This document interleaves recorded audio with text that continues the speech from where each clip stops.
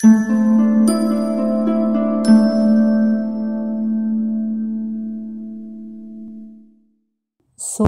त्रिपाठी निराला जी की कविता जागो फिर एक बार। जागो फिर एक बार, प्यार जगाते हुए हारे सब तारे तुम्हें। अरुण पंख तरुण किरण खड़ी खोलती है द्वार, जागो फिर एक बार। आँखें अलियों सी किस मधु की गलियों में फंसी, आँखें अलियों सी किस मधु की गलियों में फंसी।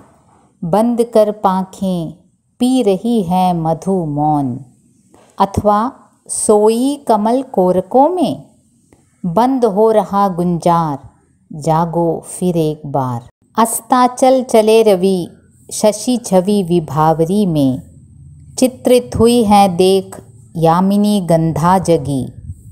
एकटक चकोर कोर दर्शन प्रिय, आशाओं भरी मौन भाषा बहु भावमयी। घेर रहा चंद्र को चाव से शिशिर भार व्याकुल कुल, खुले फूल झुके हुए आया कलियों में मधुर। मद उर यौवन उभार, जागो फिर एक बार।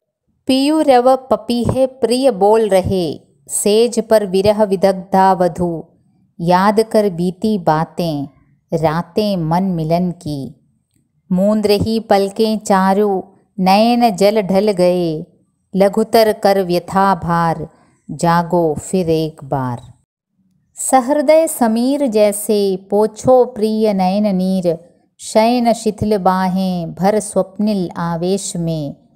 आतुर उर वसन मुक्त कर दो, सब सुप्ति सुखोन्माद हो। छूट छूट अलस फैल जाने दो पीठ पर, कल्पना से कोमन ऋतु कुटिल प्रसार कामी केश गुच्छ। तन मन थक जाएं मृदु सुरभि सी समीर में, बुद्धि बुद्धि में हो लीन मन में मन जी जी में। एक अनुभव बहता रहे उभय आत्माओं में, कब से मैं रही पुकार, जागो फिर एक बार। उगे अरुणाचल में रवि आई भारती रति कवि कंठ में। क्षण क्षण में परिवर्तित होते रहे प्रकृति पट, गया दिन आई रात गई रात खुला दिन। ऐसे ही संसार के बीते दिन पक्ष मास वर्ष कितने ही हजार, जागो फिर एक बार। उगे अरुणाचल में रवि आई भारती रति कवि कंठ में। क्षण क्षण में परिवर्तित होते रहे प्रकृति पट, गया दिन आई रात गई रात खुला दिन। ऐसे ही संसार के बीते दिन पक्ष मास वर्ष कितने ही हजार, जागो फिर एक बार। जागो फिर एक बार सूर्यकांत त्रिपाठी निराला जी की कविता है, जो एक उद्बोधन गीत है, एक जागरण गीत। किसको जगाने के लिए? सुप्तावस्था में लीन अकर्मण्यता की बेड़ियों से जकड़े भारतवासियों को जगाने का गीत है। कविता की ओर जाने से पहले थोड़ी पृष्ठभूमि जान लेना ज़रूरी है। ये कविता छायावादी युग में लिखी गई थी। सन 1920 से 1936 तक, 1920 to 1936, वो उस काल को छायावादी युग कहते हैं। युग की विशेषता यूँ थी कि सदियों से रूढ़िग्रस्त भारत ने एकाएक अपने आप को वैज्ञानिक समृद्धि से पूर्ण पाश्चात्य सभ्यता के सम्मुख खड़ा पाया, तो उसे अपने और युग के बीच उस गहरी खाई का एहसास हुआ।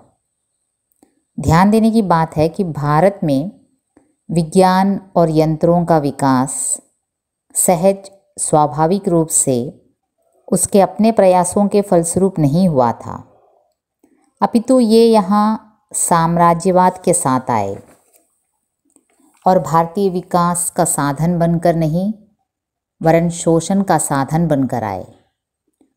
अंग्रेज़ों ने देश में संचार व्यवस्था, यातायात, यांत्रिकता और नई शिक्षा पद्धति की स्थापना की और अंग्रेज़ों के प्रभाव और अंग्रेजी से प्रभावित बंगला साहित्य के संपर्क ने व्यक्तिवादी भावना को जगाया, जिससे व्यक्ति का अहम उद्दीप्त हुआ। इस नई शिक्षा ने अनंत संभावनाओं को उजागर तो किया, किंतु उनको साकार करने के अवसर नहीं के बराबर थे। फलस्वरूप असफलता और कुंठा जनता में लक्षित होने लगी और देश को पराधीनता से मुक्त करने का जो दायित्व था वे उनको मानो भुला बैठे, मानो सुप्तावस्था में हो।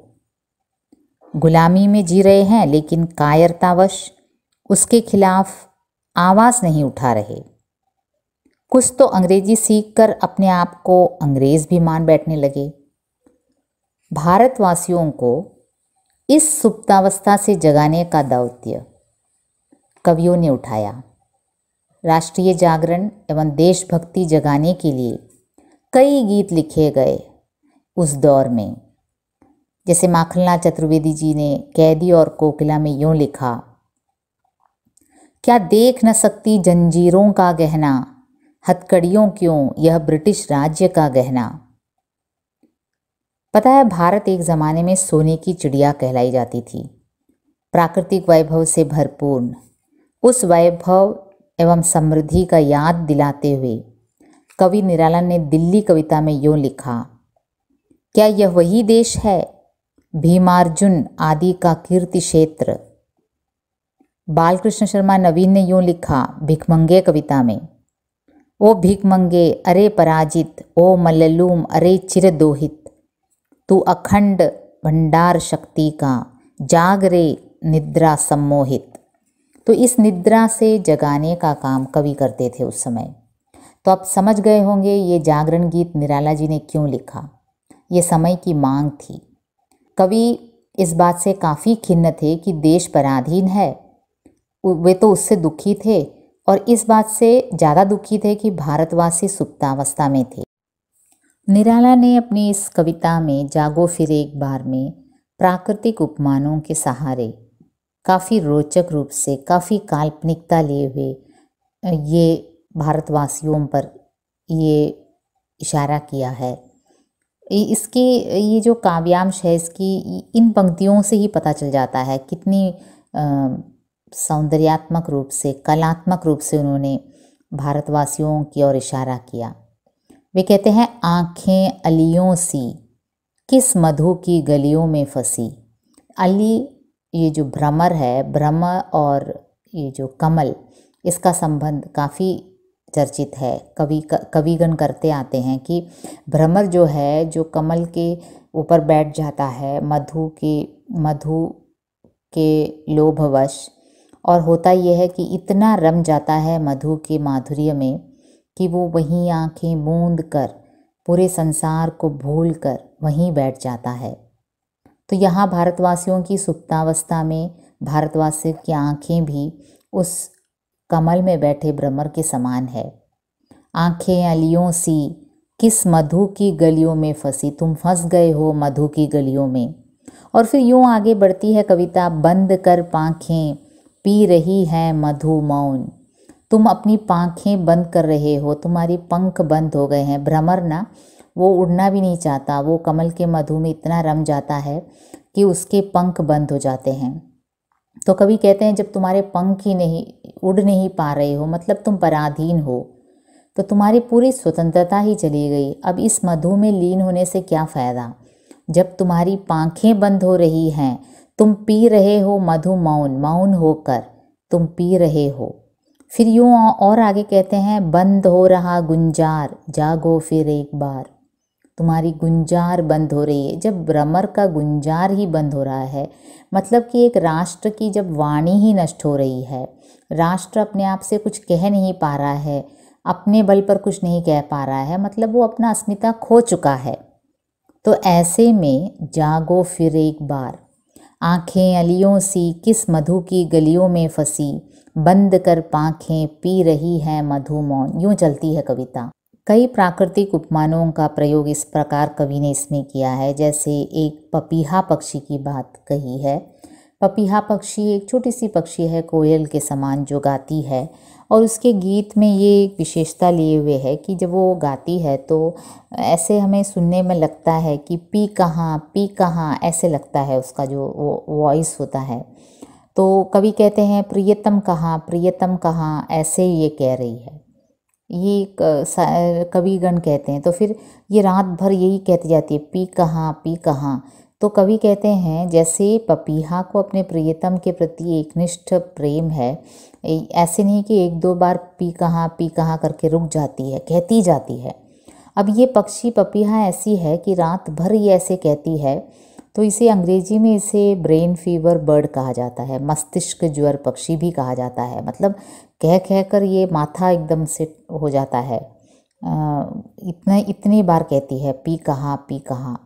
तो कभी उस पपीहा से के जैसे भारतवासियों को होना चाहिए कि हमें स्वतंत्रता चाहिए, ये नारा लगातार लगाना चाहिए आदमी। अब मनुष्य को ये चाहिए, भारतवासियों को, ऐसे नहीं कि एक दो बार नारे लगा दिए और अपने आराम से बैठ गए घर में। निरंतर प्रयास करना चाहिए पपीहा के समान।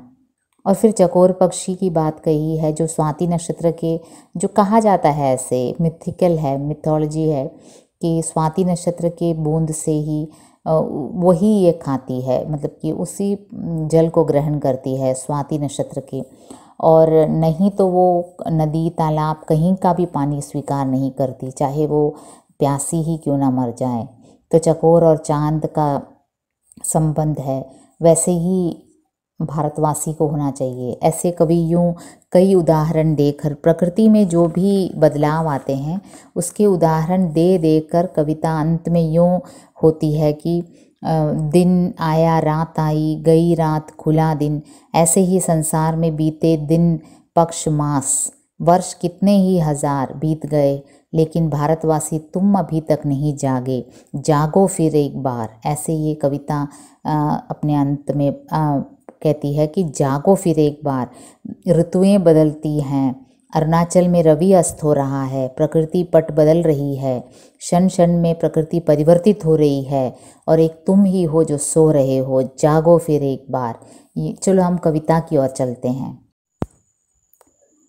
जागो फिर एक बार, प्यार जगाते हुए हारे सब तारे तुम्हें, अरुण पंख तरुण किरण खड़ी खोलती है द्वार, जागो फिर एक बार।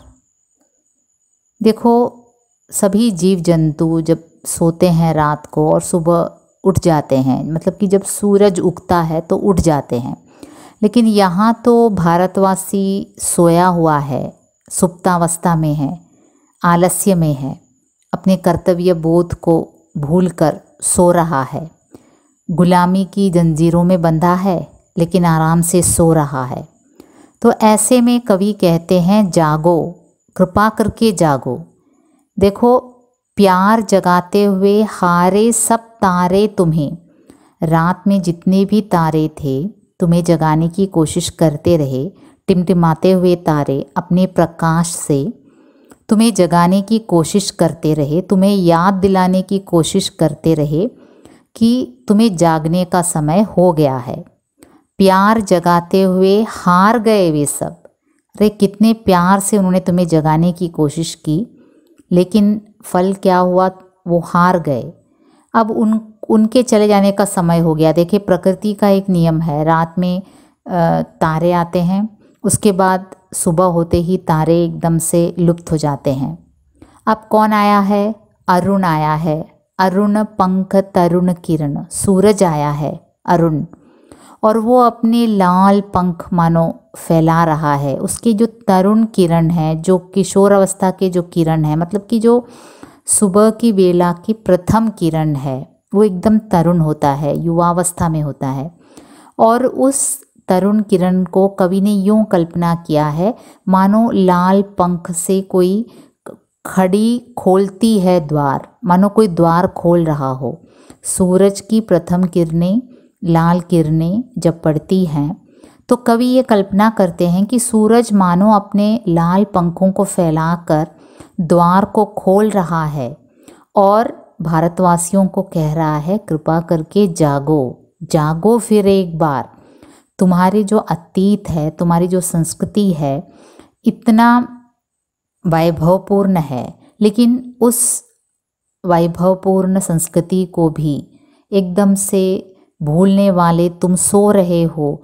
तुम्हें प्यार से जगाते जगाते देखो तारे हार गए और वो चले गए तारे। अब अरुण आया है। अरुण अपने लाल पंखों को फैलाकर अपनी किरणों से मानो खड़ी खोलती है द्वार, मानो तुम्हें उठ आने के लिए, तुम्हारे आगमन के लिए कोई द्वार खोल रहा हो सूरज अपने लाल किरणों से। और ये मानो सूरज ये पुकार कर कह रहा हो, जागो फिर एक बार। कविता काफ़ी कल्पनामयी प्राकृतिक उपमानों से भरी हुई आगे बढ़ती है। आँखें अलियां सी किस मधु की गलियों में फंसी, बंद कर पाँखें पी रही हैं मधु मौन, अथवा सोई कमल कोरकों में बंद हो रहा गुंजार, जागो फिर एक बार। देखो ये जो कमल के पुष्प में एक भ्रमर का मधु पीना और मधुमस्त होकर, मधु में एकदम लीन होकर वहीं बैठे रहना, उसका गुंजार भी नष्ट हो जाता है और वो मधु पी पी कर इतना मतवाला हो जाता है वो भ्रमर, वो कमल के अंदर ही एकदम से मधु पी पी कर रह जाता है। और सबको पता है शाम होते ही कमल अपनी पंखुड़ियाँ बंद कर लेता है। तो ये कल्पना कई कविताओं में, हिंदी कविताओं में देखा गया है कि मधु का रस पीना कमल में और इतना उन्मत्त हो जाना कि अपने कर्तव्य को भूलकर भारतवासी भी वैसे ही है। कवि कितने काव्यात्मक रूप से कहते हैं। प्रथम दृष्टया कोई ये कविता पढ़ता है तो ये पता ही नहीं चलता कि ये उन आलस्य से पूर्ण कायर भारतवासियों को इंगित करके लिखा गया है। ये जो पंक्तियां हैं, आँखें अलियों सी, देखो तुम्हारी आँखें उस अली के समान है। अली मतलब जो भ्रमर है। आँखें अलियों सी किस मधु की गलियों में फंसी, जिस प्रकार एक भ्रमर कमल के जो मधु के वो जो मिठास में फंसकर बैठ जाता है, वैसे ही तुम्हारी आँखें हैं। तुम्हारी आँखें तो इतनी मदमस्त लग रही हैं। देखिए एक समय था जब भारतवासी ये जो अंग्रेज़ों की पराधीनता को सहते हुए भी, अंग्रेज़ों की जो सुविधाएं मिल रही थी, जो यातायात के हो या फिर उनके जीवन में जो एक निखार आया था, वो उसका आस्वादन भी करने लगे थे कुछ भारतीय। ये नहीं जान रहे थे कि वो पराधीनता के बीच इस सब का आस्वादन कर रहे हैं। तो कवि यही इंगित करते हैं कि जिस प्रकार मधु कमल के जो मधु ने, जिस प्रकार भ्रमर कमल के उस मधु को चूसता हुआ एक अलग अलौकिक आनंद का अनुभव करता है, और लेकिन अंत में क्या होता है, वो भ्रमर अपना गुंजार भी भूल जाता है। बंद हो रहा गुंजार, उसकी गुंजार नष्ट हो जाती है और कमल कोरकों में वह बंद हो जाता है, वो बंदस्त हो जाता है, वो पराधीन हो जाता है। उसी प्रकार कवि कहते हैं, हे भारतवासियों, तुम अभी बड़े आराम से ये जो अंग्रेज़ों की गुलामी को सह रहे हो बड़े आराम से, इसमें क्या होगा, तुम्हारी अपना स्वर नष्ट हो जाएगा, तुम्हारी स्वतंत्रता नष्ट हो रही है, ये समझो और जागो फिर एक बार। तुम्हारी आँखें मदमस्त हैं, इस पराधीनता में भी तुम आराम से रह रहे हो कायर होकर। तुम्हारी आँखें अलियों सी हैं, वे भ्रमर के समान है जो मधु की गलियों में फंस गई है, जो मधु की मधुरता में इतनी फंस गई है कि बंद कर पाँखें पी रही है मधु मौन। जिस प्रकार अपनी पंखों को बंद कर, जब कोई भ्रमर अपने पंखों को बंद कर देता है, उसका गुंजार नष्ट हो जाता है, तो उसका मतलब क्या होता है, उसका प्राण ही नष्ट हो गया है। उसी प्रकार हे भारतवासियों, तुम जब पराधीन हो तो तुम अपने पंख फैलाना भूल जाओगे, तुम्हारा गुंजार नष्ट हो जाएगा, बस मधु ही पीते जाओगे और सोई कमल कोरकों में तुम उसमें सो जाओगे, सुप्तावस्था में हो जाओगे, तुम अपना अस्तित्व भूल रहे हो, तुम अपना अस्तित्व खो रहे हो। तो कवि कहते हैं अपने गुंजार को वापस ले लो, अपनी बंद पंखों को हटाकर उसे फैलाने की कोशिश करो और उस अली के समान मत हो, जागो फिर एक बार। कभी फिर आगे बढ़ते हैं, कभी देखते हैं कि भारतीय जनता पर कोई असर नहीं पड़ रहा है, सभी पराधीनता को मानो उसका रस ले रहे हैं, आराम से पराधीन होकर ही खुश हैं। तो वे याद दिलाते हैं प्रकृति में जो बदलाव आता है उसकी ओर इंगित करते हुए वे याद दिलाते हैं कि देखो अस्ताचल चले रवि, रवि सूर्य पश्चिम की ओर डूबने के लिए चला गया है। अस्ताचल चले रवि, शशि छवि विभावरी में चित्रित हुई है देख, यामिनी गंधा जगी। देखो रात आ गई है और विभावरी में रात में शशि की छवि चित्रित हुई है। देखो रात हो गई है और रात में चंद्रमा भी आ गया है, चित्रित हुई है देख। और यामिनी गंधा जगी, जो रजनीगंधा है जो रात को सुगंध फैलाती है, वो पुष्प है यामिनी गंधा, वो जग गई है, मतलब रात्रि का आगमन हो गया है, तभी यामिनी गंधा की सुगंध फैल रही है। और विभावरी में मतलब रात में देखो चंद्रमा की शशि की चंद्रमा की छवि देखने लायक है। और सूर्य अपना कर्म करके अस्ताचल डूबने को चला गया है। देखो प्रकृति का एक नियम है, सूर्य का आना फिर डूबना फिर रात का आना, ये सब होने पर एक क्रम से चलता है। लेकिन भारतवासी इतने सब प्रकृति में जो हो रहे हैं उससे अनजान है मानो, वो तो आराम से अपनी ज़िंदगी जी रहा है पराधीन होकर भी, कायर के समान। और फिर चकोर का उदाहरण देकर कहते हैं, एकटक चकोर कोर दर्शन प्रिय, आशाओं भरी मौन भाषा बहुभावमयी, घेर रहा चंद्र को चाव से। अब ये चकोर जो पक्षी है इसके बारे में थोड़ी जानकारी हम देना चाहेंगे। चकोर एक साहित्यिक पक्षी है, मतलब कि जिसके बारे में भारत के कवियों ने यह कल्पना कर रखी है कि ये पक्षी रात को चंद्रमा की ओर ताका करता है और अग्नि स्फुलिंगों को चंद्रमा के टुकड़े समझकर चुनता रहता है। चांद और चकोर का प्रेम काफ़ी प्रसिद्ध है, कई कवियों ने इसका वर्णन किया है। इसमें वास्तविकता केवल इतनी है कि कीट भक्षी जो पक्षी होते हैं, जो जुगनू होता है ना, फायर फ्लाई, उसे चकोर पक्षी अक्सर उसे चुग कर खा लेते हैं। और कवि ने यूं ही कल्पना कर ली है कि चकोर और चांद का प्रेम काफ़ी, चकोर एकटक होकर चांद को देखता रहता है, वियोगी प्रेमी के रूप में दर्शाया है चकोर को, जो रात भर चंद्रमा को निहारता रहता है। तो यहाँ निराला जी ने भी चकोर को उदाहरण के रूप में लिया है। एकटक चकोर कोर दर्शन प्रिय, अपने प्रिय के दर्शन के लिए, अपने चांद के दर्शन के लिए एकटक होकर ये चकोर पक्षी यूं देखता रहता है। और आशाओं भरी मौन भाषा बहुभावमयी, घेर रहा चंद्र को चाव से। वो आशाओं से भरी है लेकिन मौन भाषा में वो भावमयी होकर चंद्रमा को चाव से देखता रहता है। मतलब उसके अंदर चंद्रमा के प्रति इतना एकनिष्ठ प्रेम है कि वो चकोर पक्षी, और चकोर पक्षी का प्रेमी होना एकदम एकनिष्ठ प्रेम काफ़ी प्रसिद्ध है। तो यहाँ कवि इस और संकेत करते हैं कि जिस प्रकार चकोर पक्षी अपने चांद के प्रति इतना भावुक है, इतना एकनिष्ठ प्रेमी है वो चांद का, कि उसे एकटक देखता रहता है, भारतीयों के मन में भी यही होना चाहिए कि हमारी स्वतंत्रता हमारे लिए सबसे प्रिय होना चाहिए।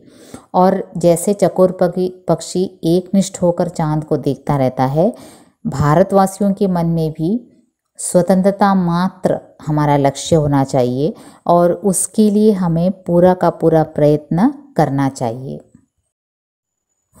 और प्रकृति में और भी कई बदलाव आते हैं, जैसे सूर्य तो अस्त हो गया और शशि का आना, और इसके बाद शिशिर भार व्याकुल कुल, खुले फूल झुके हुए, जो फूल खिल गए थे वो अपने ही भार से शिशिर काल में एकदम से झुक गए हैं मानो, और उसके बदले में आया कलियों में मधुर मद उर यौवन उभार।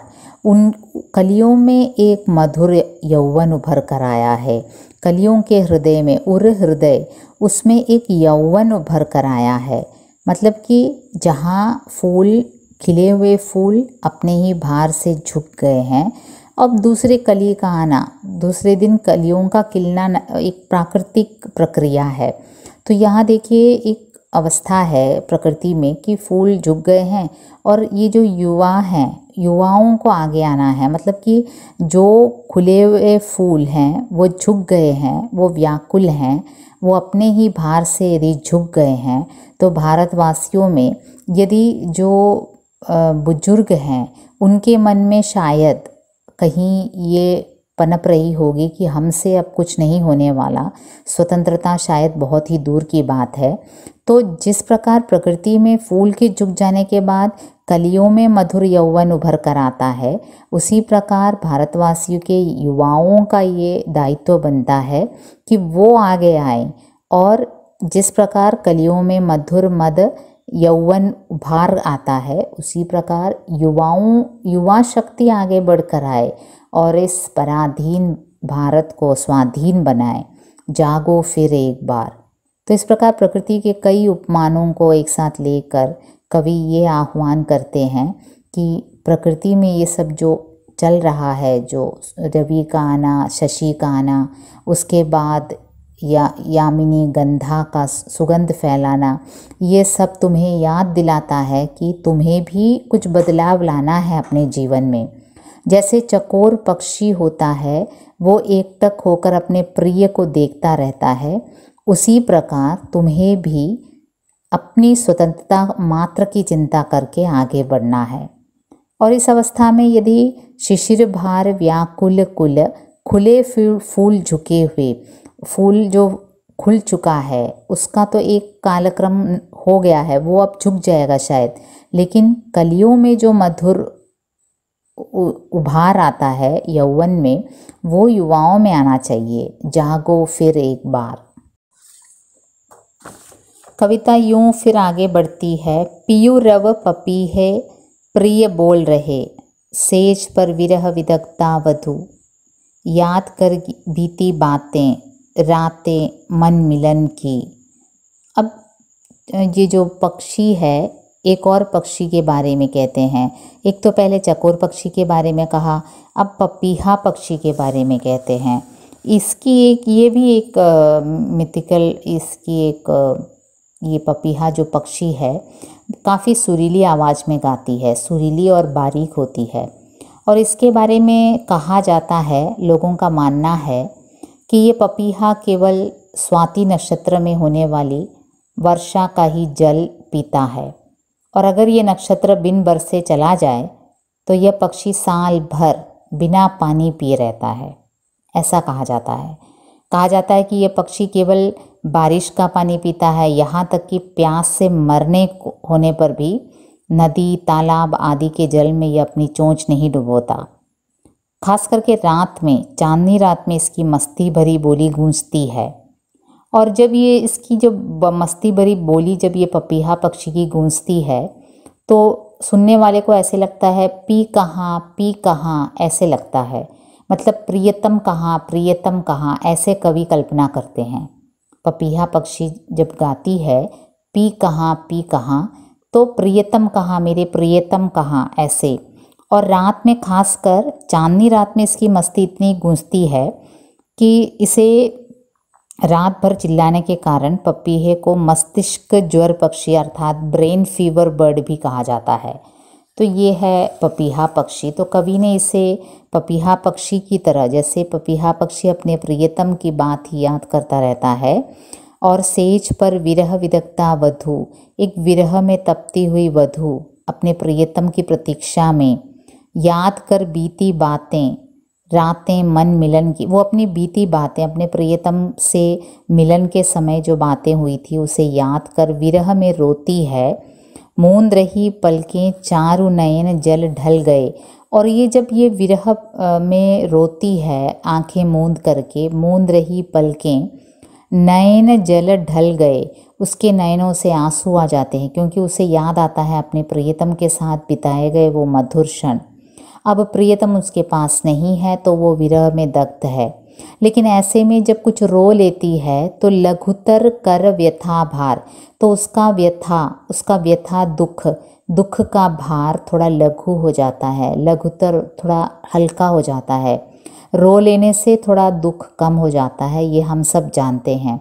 ठीक उसी प्रकार कवि कहते हैं कि तुम्हारे ये जो दुख है पराधीनता का, तुम नहीं कर पा रहे हो, तुम स्वतंत्रता नहीं ले पा रहे हो, तुम्हारे में उतनी शक्ति नहीं है, ये थोड़ा रो लो। मतलब तुम अपनी कमज़ोरी को थोड़ा मान कर थोड़ा मन में रो भी लो, तो तुम और ऊर्जा के साथ कर्मरत हो सकोगे। तो उससे उस प्रकार आह्वान करते हैं कि जैसे पपीहा पक्षी केवल स्वाति जल का ही पान करता है, उसी प्रकार तुम्हारे मन में भी ये एकनिष्ठ प्रेम होना चाहिए अपने भारत को स्वतंत्र करने का। और दूसरी तरफ यदि कहीं तुम्हें पराजय की डर हो तो थोड़ा मन में रो लो, और तुम्हें नई शक्ति ऊर्जा बनकर तुम उस नववधू की तरह जो अपने प्रियतम के मिलन की बात याद करके रोती है, तो उसके नयनों से जल ढल जाते हैं, तो उसमें क्या होता है, उसका व्यथा थोड़ा लघु हो जाता है। उसी प्रकार तुम चाहे तो अपनी कायरता की बात समझकर थोड़ा दुख ही मना लो, उसके बाद कृपया करके जाग जाओ, जागो फिर एक बार। ये कवि की एक विनती जैसी लगती है। सहृदय समीर जैसे पोंछो प्रिय नयन नीर, शयन शिथिल बाहें भर स्वप्निल आवेश में।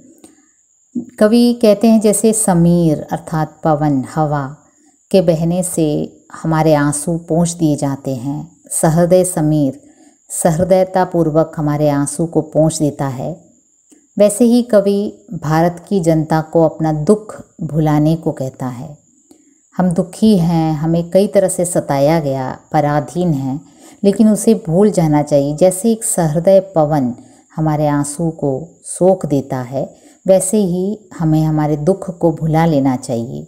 अब दुखी ही बैठे रहकर कोई फ़ायदा नहीं है, ठीक है। ठीक वैसे ही जैसे पवन आंसू पोंछ देता है, तुम्हारे दुख भी पोंछ दिए जाएं। और मोह निद्रा में मग्न हो जाने के कारण तुम्हारी बाहों में जो आलस्य फैल गया है, तुम्हारे बाह आलस्य के फलस्वरूप शिथिल हो गए हैं। शयन शिथिल बाहें, देखो सो कर निद्रा में पड़े हुए तुम्हारी बाहें शिथिल हो गई हैं। कोई व्यक्ति तभी कर्मरत होता है, उसकी बाहें उसे सबसे ज़्यादा उपयोगी होता है, तो वो बाहें ही शिथिल हैं सो कर निद्रा में। तो ऐसे में कैसे तुम कुछ कर पाओगे, कर्तव्य कैसे कर पाओगे? भर स्वप्निल आवेश में। तो इसमें ज़रूरी क्या है कि स्वाधीन होने का स्वप्न तुम्हारे अंदर आवेश जगाना चाहिए, और तुम्हारी बाहों की शिथिलता उस आवेश में हट जाएगी और जोश में बदल जाएगी।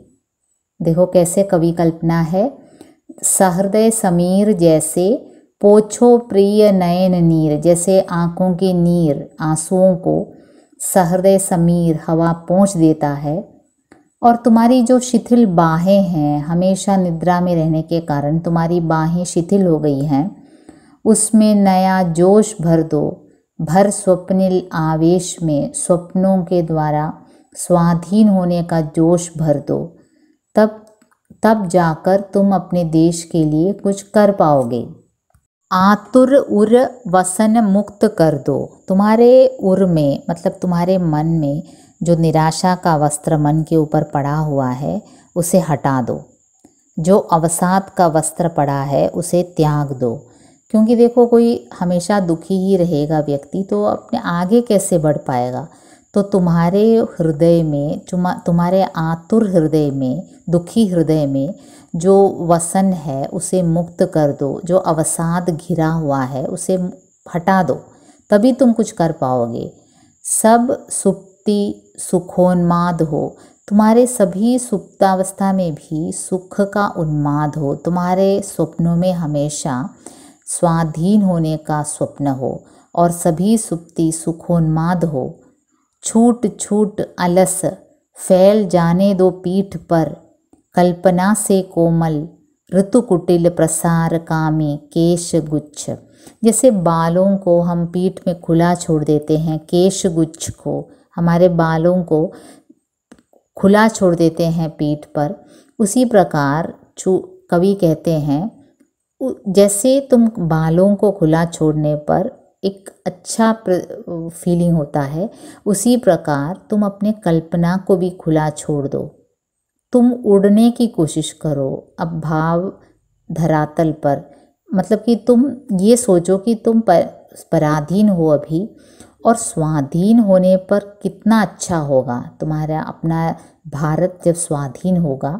तो जिस प्रकार ये जो केश गुच्छ है वो फैल जाते पीठ पर अलस होकर, छूट छूट अलस, तो कितना अच्छा फीलिंग होता है। उसी प्रकार तुम्हारी कल्पना में भी ये जाग जाना चाहिए कि तुम्हारी कल्पना की उड़ान इतनी विस्तृत हो जानी चाहिए कि तुम्हें हमेशा स्वाधीन भारत का ही स्वप्न आए और सभी सुप्ति सुखोन्माद में बदल जाए।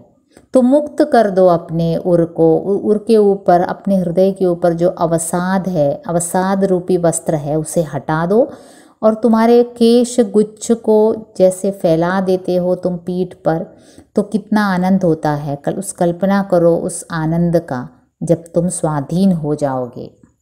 आतुर उर वसन मुक्त कर दो। तुम्हारे उर में, मतलब तुम्हारे मन में जो निराशा का वस्त्र मन के ऊपर पड़ा हुआ है उसे हटा दो।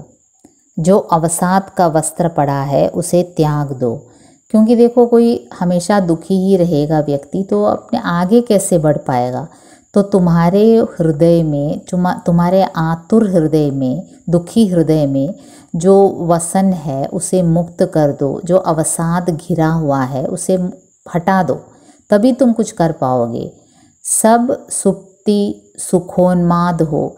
तुम्हारे सभी सुप्तावस्था में भी सुख का उन्माद हो। तुम्हारे स्वप्नों में हमेशा स्वाधीन होने का स्वप्न हो और सभी सुप्ति सुखोन्माद हो। छूट छूट अलस फैल जाने दो पीठ पर, कल्पना से कोमल ऋतु कुटिल प्रसार कामी केश गुच्छ। जैसे बालों को हम पीठ में खुला छोड़ देते हैं, केश गुच्छ को, हमारे बालों को खुला छोड़ देते हैं पीठ पर, उसी प्रकार कवि कहते हैं जैसे तुम बालों को खुला छोड़ने पर एक अच्छा फीलिंग होता है, उसी प्रकार तुम अपने कल्पना को भी खुला छोड़ दो। तुम उड़ने की कोशिश करो अब भाव धरातल पर, मतलब कि तुम ये सोचो कि तुम पराधीन हो अभी, और स्वाधीन होने पर कितना अच्छा होगा तुम्हारा अपना भारत जब स्वाधीन होगा। तो जिस प्रकार ये जो केश गुच्छ है वो फैल जाते पीठ पर अलस होकर, छूट छूट अलस, तो कितना अच्छा फीलिंग होता है। उसी प्रकार तुम्हारी कल्पना में भी ये जाग जाना चाहिए कि तुम्हारी कल्पना की उड़ान इतनी विस्तृत हो जानी चाहिए कि तुम्हें हमेशा स्वाधीन भारत का ही स्वप्न आए और सभी सुप्ति सुखोन्माद में बदल जाए। तो मुक्त कर दो अपने उर को, उर के ऊपर, अपने हृदय के ऊपर जो अवसाद है, अवसाद रूपी वस्त्र है, उसे हटा दो और तुम्हारे केश गुच्छ को जैसे फैला देते हो तुम पीठ पर, तो कितना आनंद होता है। उस कल्पना करो उस आनंद का जब तुम स्वाधीन हो जाओगे। तन मन थक जाए मृदु सुरभि सी समीर में, बुद्धि बुद्धि में हो लीन, मन में मन, जी जी में। एक एक मन में, एक एक हृदय में, जी जी हृदय, एक एक मन और एक एक हृदय में यही भावना होनी चाहिए। एक अनुभव बहता रहे उभय आत्माओं में, कब से मैं रही पुकार, जागो फिर एक बार। कवि कहते हैं कि जब तन और मन थक जाए, जब हमारा शरीर और मन थक जाए, तो मृदु सुरभि सी समीर में, जैसे समीर में सुगंध फैलती है मृदु सुरभि, और बुद्धि बुद्धि में हो लीन, हरेक की बुद्धि में, हरेक के मन में मन में जी जी में एक अनुभव ही बहता रहे, हर एक आत्मा में एक ही अनुभव बहता रहे। वो क्या है कि जागो फिर एक बार फिर जागो। तुम्हारी प्राचीन संस्कृति इतनी समृद्ध है, उसे याद करो। तुम पराधीन होने वाले नहीं तुम पराधीनता में रहने लायक नहीं हो, तुम्हें स्वाधीन होना है। ये हर एक व्यक्ति के मन में जी में, ये नहीं कि 4-5 व्यक्तियों के मन में ये बैठ जाए। पूरे भारतवासियों में एकजुट होकर हर एक की बुद्धि में यही बैठ जाना चाहिए, हर एक के मन में, हर एक के हृदय में यही अनुभव बहता रहना चाहिए कि जागो फिर एक बार। अब कविता अपने अंतिम दौर की ओर आ गई है और पूरी कविता में कवि ने प्राकृतिक उपमानों का काफ़ी कल्पना मिश्रित उपयोग किया है। कभी पपीहा, कभी चकोर पक्षी, तो कभी अरुण, समीर, इन सब का प्रयोग करते हुए कवि कहते हैं, उगे अरुणाचल में रवि, पूर्व दिशा में रवि उग आया है। मतलब प्रकृति में परिवर्तन हो रहा है, दूसरा दिन आ गया है, रवि उदय हो चुका है। आई भारती रति कवि कंठ में, और कवि के कंठ में माँ सरस्वती के प्रति जो असीम अनुराग है वो उभर आया है। कवि को माँ सरस्वती का जो देन है, उसी के अनुसार कवि ये याद दिला रहे हैं कि क्षण क्षण में परिवर्तित होते रहे प्रकृति पट। देखो, प्रकृति क्षण क्षण में परिवर्तित होती है। प्रकृति से हमें बहुत कुछ सीखना है। एक ही जैसे नहीं रहती प्रकृति, बदलती रहती है। वैसे ही तुम्हें पराधीन नहीं रहना है। तुम अपने आत्माभिमान खोकर, अपना अस्तित्व खोकर तुम अंग्रेज़ों के गुलाम हो, ऐसा नहीं रहना है। तुम्हें प्रकृति के समान परिवर्तित होना है। देखो, प्रकृति में क्या क्या परिवर्तन आ गया है। गया दिन आई रात, गई रात खुला दिन, ये सब प्रकृति में हो रहा है। ऐसे ही संसार के बीते दिन, पक्ष, मास, अब ये दिन रात का आना जाना, इसी प्रकार समय निकलता जा रहा है। बीत रहे हैं दिन, उसके बाद पक्ष, उसके बाद महीना, ये सब निकल रहा है। वर्ष कितने ही हजार, अब कितने हजार वर्ष चले जाएंगे और तुम अभी भी सुप्तावस्था में ही रहोगे, तो कितनी दयनीय बात है। तुम्हें अपने निद्रा की अवस्था से उठकर जागृत होने का वक्त आ गया है। और ये माँ सरस्वती मेरे कंठ से, कवि के कंठ से ये कहलवा रही है कि प्रकृति से कुछ सीखो। उगे अरुणाचल में रवि, क्षण क्षण में परिवर्तित हो रही है प्रकृति। गया दिन आई रात, गई रात खुला दिन, ऐसे ही संसार के बीते दिन, पक्ष, मास, वर्ष कितने ही हजार, जागो फिर एक बार। तो कवि अत्यंत ग्लानि से भरपूर देशवासियों को जागृत होने का संदेश देते हैं। जागो फिर एक बार। जागरण गीत जागो फिर एक बार लिखने वाले निराला जी के व्यक्तिगत जीवन के बारे में कुछ बातें जानना ज़रूरी है। तो चले उस ओर जाते हैं। सूर्यकांत त्रिपाठी निराला। किसी ने उन्हें महाप्राण निराला कहा, तो किसी ने मतवाला, किसी ने छायावादी युग का कबीर, तो किसी ने मस्त मौला। सच तो यह है, वे एक साथ दार्शनिक भी थे, समाज सुधारक भी थे, विद्रोही भी थे, अक्खड़ थे और फक्कड़ भी, सबसे बढ़कर महामानव थे। वास्तविक कवि कर्म क्या होता है? अपने समय की पग ध्वनि के साथ अपनी कविता के तार को जोड़ना, वही निराला जी ने किया। समय की धड़कन उनकी रचना धर्मिता में साफ प्रतिबिंबित होती है। हिंदी या किसी अन्य भारतीय भाषा में ऐसा अर्थ गांभीर्य लिए उपनाम महाप्राण शायद ही किसी अन्य लेखक को प्राप्त हुआ हो।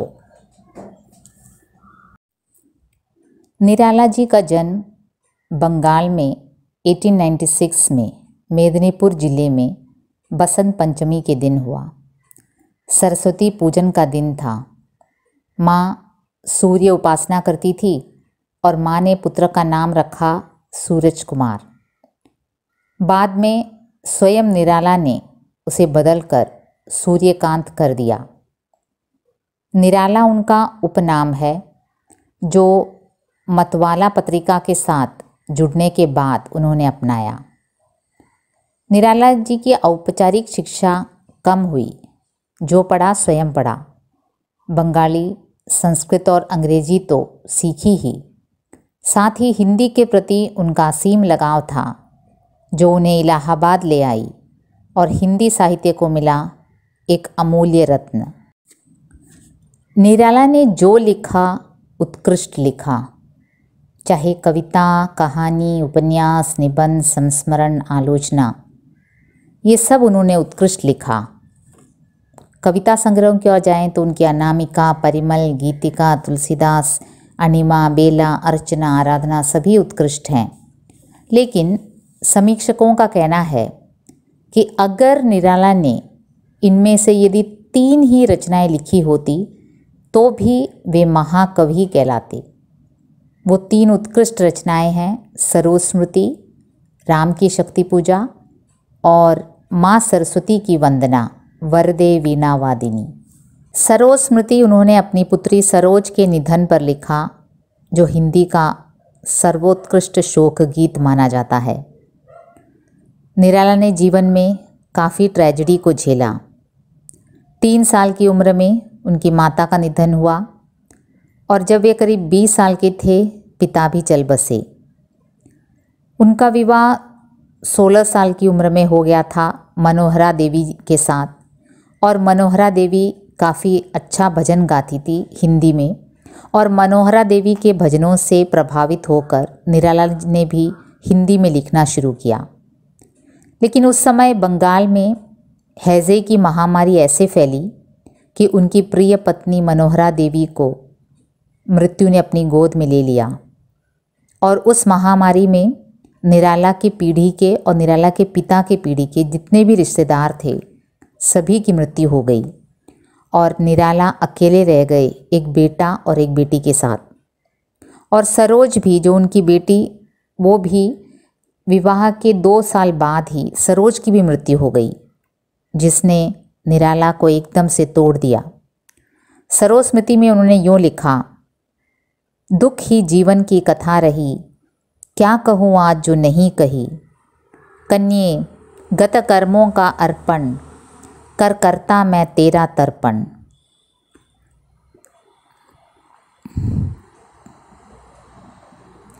दुख ही जीवन की कथा रही, क्या कहूँ आज जो नहीं कही, कन्ये गत कर्मों का अर्पण, कर करता मैं तेरा तर्पण। राम की शक्ति पूजा में निराला ने कथानक प्राचीन काल के सर्वविख्यात राम कथा को ही लिया है। कविता पर वाल्मीकि रामायण और तुलसी के रामचरितमानस से ज़्यादा बांग्लाकृत कृत्तिवास रामायण का प्रभाव देखा जाता है। भगवान राम के आख्यानों में राम को चाहे विष्णु के अवतार के रूप में प्रतिष्ठित किया गया हो या उन्हें सामान्य मानव दर्शाया गया हो, दोनों ही स्थितियों में राम रावण युद्ध के दौरान उन्हें पराजय का डर कभी नहीं सताता।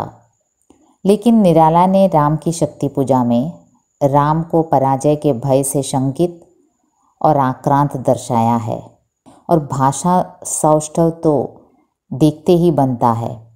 राम की शक्ति पूजा पढ़कर ये कोई नहीं कह सकता कि निराला जी की मातृभाषा हिंदी नहीं थी। उतना घन गंभीर भाषा उनकी जो कविता में देखने को मिलता है। ये देखिए राम की शक्ति पूजा का एक अंश। राम की शक्ति पूजा का भाषा सौष्ठव, उसके बारे में क्या कहना, ये देख लीजिए आप। रवि हुआ अस्त ज्योति के पत्र पर लिखा अमर, रह गया राम रावण का अपराजय समर। आज का तीक्ष्ण शर विधृत क्षिप्र कर वेग प्रखर, शतशैल संवर्णशील नील नभ गर्जित स्वर।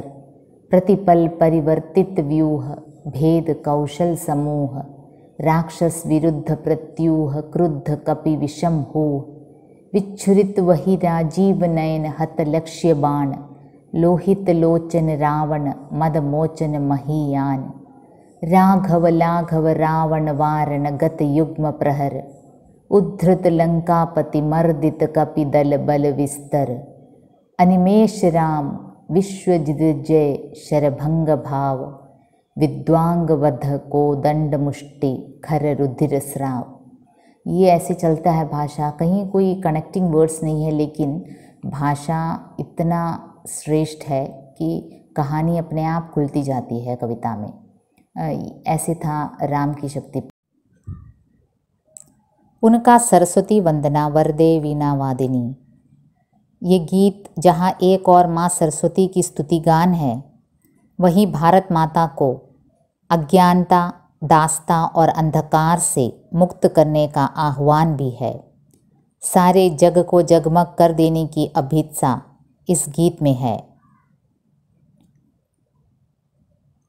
आज स्थिति ऐसी है कि कोई भी साहित्यिक सांस्कृतिक अनुष्ठान निराला जी की सरस्वती वंदना के बिना अपूर्ण माना जाता है। वरदे वीणा वादिनी वरदे, प्रिय स्वतंत्र रव अमृत मंत्र नव, प्रिय स्वतंत्र रव अमृत मंत्र नव। भारत में भर दे वरदे वीणा वादिनी वरदे, वरदे वीणा वादिनी वरदे। कलुष भेद तम हर प्रकाश भर, कलुष भेद तम हर प्रकाश भर, जगमग जग कर दे वरदे। तो हमने जागो फिर एक बार निराला जी की कविता का आस्वादन किया। इसमें देखने लायक ये बात है कि ये छायावादी युग की कविता है। छायावाद युग मतलब 2 विश्व युद्धों के बीच का एक काल है, और इस युग के प्राय सभी कवियों ने देश के अतीत गौरव के प्रति अपनी अटूट श्रद्धा व्यक्त की है।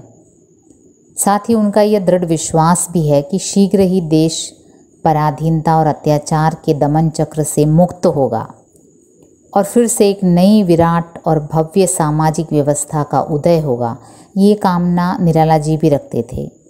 यहाँ विचारणीय बात यह है कि जब भी कविता किसी सामाजिक मांग को, चाहे वह स्वराज की मांग ही क्यों ना हो, उस मांग को लेकर चलती है, तो उसके कवित्व की प्राय हानि होती है। कवियों की चेतना कविता या कविकर में केंद्रित न होकर राष्ट्रीय आकांक्षा में केंद्रित है। तो यहाँ पे ये ही देखा जाता है। कवित्व की दृष्टि से जागो फिर एक बार मुझे निराला जी की अन्य कविताओं के समकक्ष उतना नहीं अच्छा लगा। मतलब इसके पीछे एक राष्ट्रीय जागरण की भावना थी। तो अक्सर ऐसा होता है जब कवि कर्म इस पर केंद्रित होता है राष्ट्रीय आकांक्षा में, तो कहीं ना कहीं उसकी जो काव्यात्मकता शायद कुछ घट जाती है। लेकिन ये कविता की प्रासंगिकता इस बात में है कि सुप्तावस्था से जगाने की एक कविता है, हमारे कर्तव्य बोध की, और हमें प्रेरणा करती है ये कविता। आशा करती हूँ आपको इसे समझाने में मैं सफल हुई। तो अगली बार फिर मिलेंगे एक अलग विषय को लेकर। तब तक के लिए धन्यवाद।